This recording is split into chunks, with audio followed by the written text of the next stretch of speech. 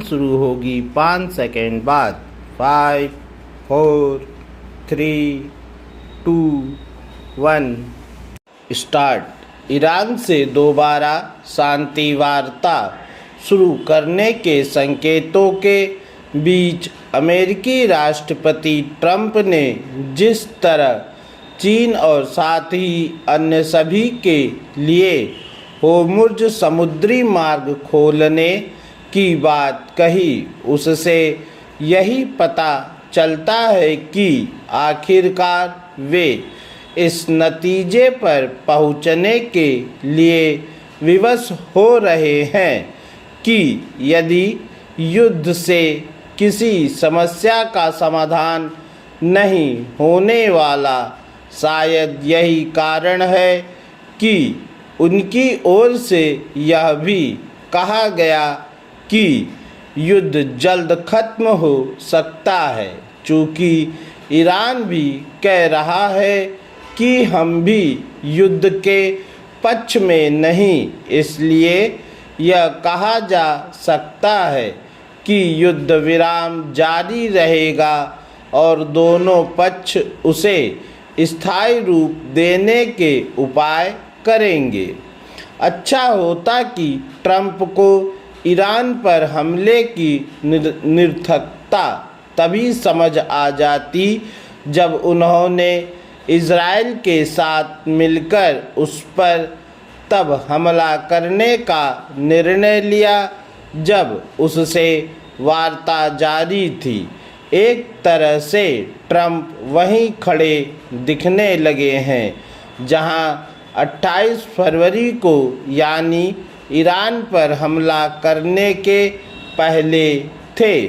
उन्होंने जिस तरह चीन के इस आश्वासन पर होर्मुज़ खोलने की बात की कि वह ईरान को हथियार नहीं देगा, उससे यही प्रकट होता है कि वह किसी तरह अपने कदम पीछे खींचने की राह तलाश रहे थे।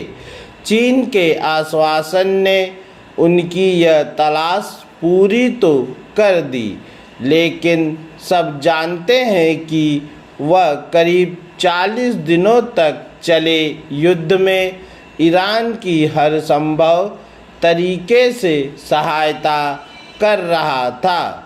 पश्चिम मीडिया माध्यम ही यह बता रहे हैं कि ईरान ने किस तरह चीन के जासूसी सैटेलाइट के सहारे खाड़ी देशों में अमेरिकी अड्डों को निशाना बनाया। ईरान और चीन की प्रागढ़ता किसी से छिपी नहीं। अमेरिकी प्रतिबंधों के बावजूद चीन ईरान से तेल खरीद रहा था।